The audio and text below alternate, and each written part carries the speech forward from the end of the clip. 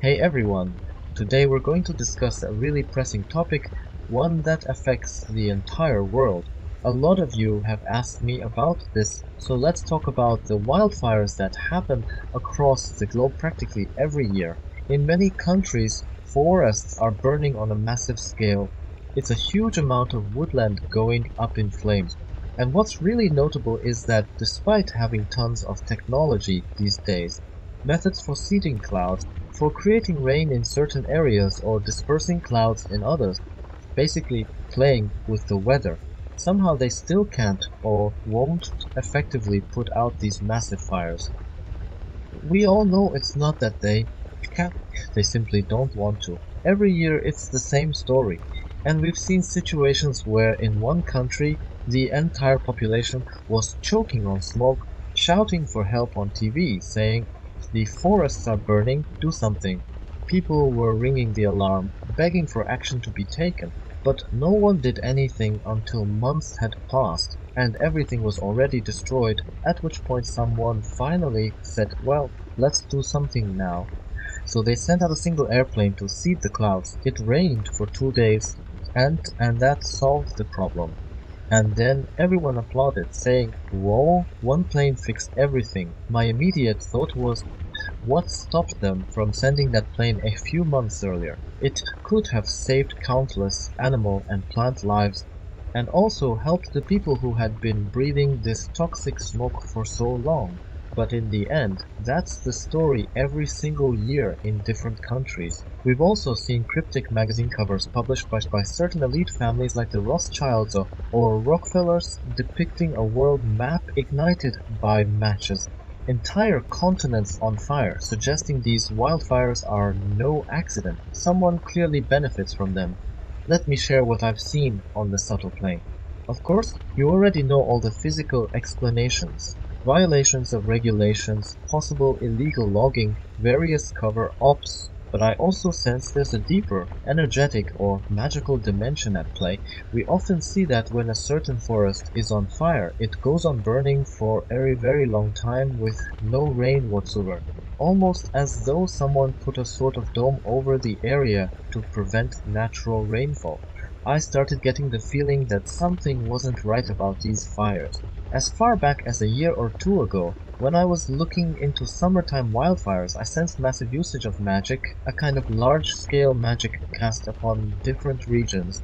Someone sent me that an infamous magazine cover showing matches all across the globe, and it sparked a strong impression. These fires, like the one that one doesn't doused for months until a single plane resolved it, looked on the subtle plane like huge dark, bizarre clumps of energy, basically entities. It seemed these living fire entities were being deliberately fed, and each entity appeared to have an owner or master.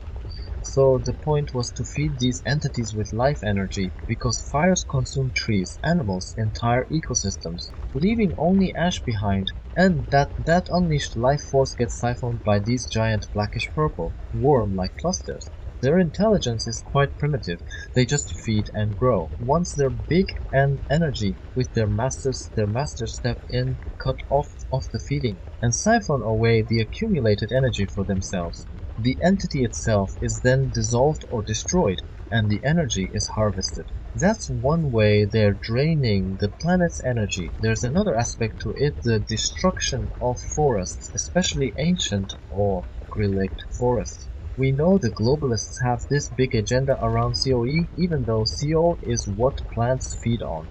The plant kingdom and animal kingdom live in a kind of symbiosis. Animals breathe oxygen and exhale carbon dioxide, which plants absorb to produce more oxygen. It's a natural cycle, yet they seem intent on interfering with it.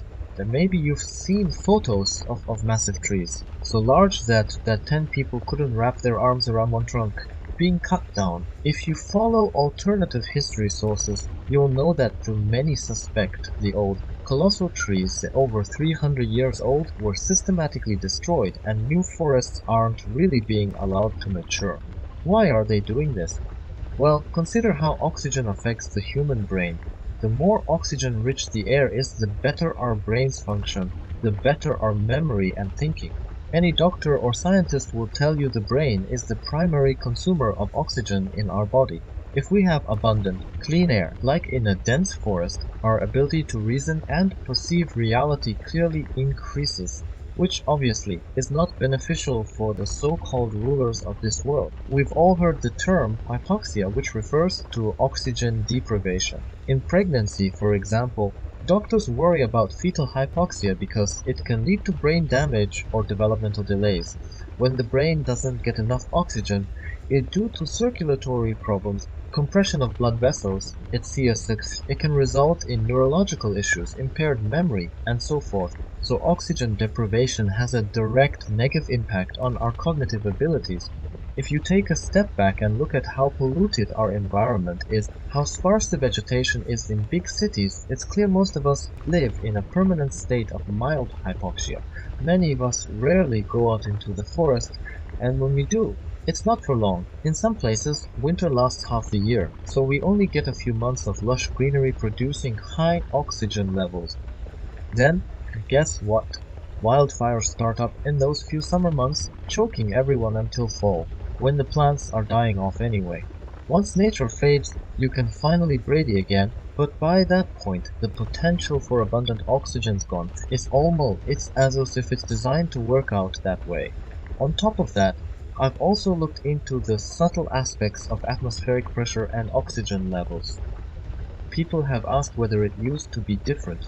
I've seen indications that a long time ago the pressure was different and the ratio of gases in the air was different too. Many of you might have heard of the giants, remains of very tall humans discovered worldwide, though mainstream historians deny or suppress such findings. What do giants have to do with atmospheric pressure? Well, from what I've seen on the subtle plane, there was a period when the pressure changed dramatically, possibly due to some catastrophic event, and many giants died off because they could no longer breathe properly. There were people of various heights, some enormous, true giants, some around 3 meters tall, which I'd call mid-giants, and then the smaller ones, roughly around 1.5 meters tall. The extremely tall ones, 5 meters or more, couldn't survive the sudden pressure shift or the changes in oxygen.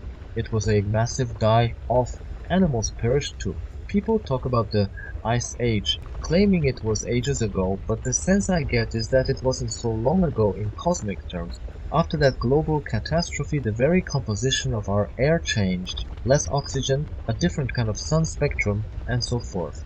Since then, everything in our bodies has functioned differently. Some individuals feel they're constantly short of breath. Those in the mid-giant category struggled more, while the smaller humans could cope a bit better. Still, even they developed new vulnerabilities, falling ill more easily. The sun itself apparently had more energetic spectrums before this closing or shielding happened. Now we have narrow light spectrum, so we're more reliant on food. For instance, it feels like we lost some of our autonomy or self-sustaining energy sources. We rely on physical nourishment in ways we didn't before. It's possible that in the distant past, the environment produced more abundant, richly energized crops without the need for intense farming, so people had no reason to worry about where their next meal would come from.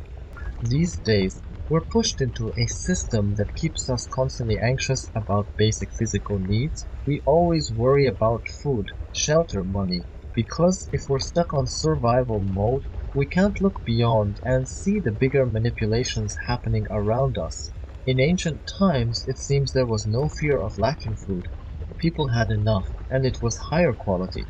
Then, after the catastrophe, that sense of natural abundance vanished, and people would eat anything they could find, forced into a survival mindset. There was also some sort of energy shift that made everyone more reliant on food as their primary energy source. Anyway, it's a fascinating topic. As I said, I discuss a lot of this alternate past on my Boosty platform. Recently, in the Sunny Club as well, we talked about how humanity used to synchronize with the cosmos, how they interacted with the world, and how we might still connect with the soul of the universe today. That's in a 2-hour live stream in my Sunny Club, where we talked at length about these things. By the way, speaking of nature, I recalled an experience from my childhood where I'd go to the river and pick up random stones to admire them in the sunlight. I'd dip each stone in the water, amazed by its beauty, feeling like I was holding precious gems in my hands. There are so many wonders in our world we just don't notice anymore. In the Sunny Club, we share these reflections. It's meant to be a warm, family-like space of like-minded people who won't feel isolated in their experiences. Many awakened individuals feel alone because nobody else around them sees or senses the same things. They lock themselves away, which isn't healthy. That's why I created the club to help people connect, chat, exchange viewpoints, and realize they're not alone. I'm active there, reading the chat, and every week we do live streams of about 2 hours, sometimes longer, on topics chosen by members. Each stream is recorded, so if you can't attend live, you can watch the replay. You also get access to all previous streams and helpful timestamps to quickly find whatever interests you. Beyond that, I've posted exclusive videos there as well. For example, a step-by-step demonstration of how to do healing with your hands. I carefully explained how to do it, and many people had success after following my instructions. I've also shared more about secret rituals, like the second ritual I glimpsed behind the scenes during the coronation event I mentioned in an earlier video. So if you're curious, join the Sunny Club. Even if you don't have time to chat, you can still watch the content on the private channel. That's all for now, guys. I send you all lots of love, and I'll see you soon. Thanks for watching. Please like, subscribe, and share my channel. Become a member of my Telegram channel and discuss with like-minded people as a supporting club member.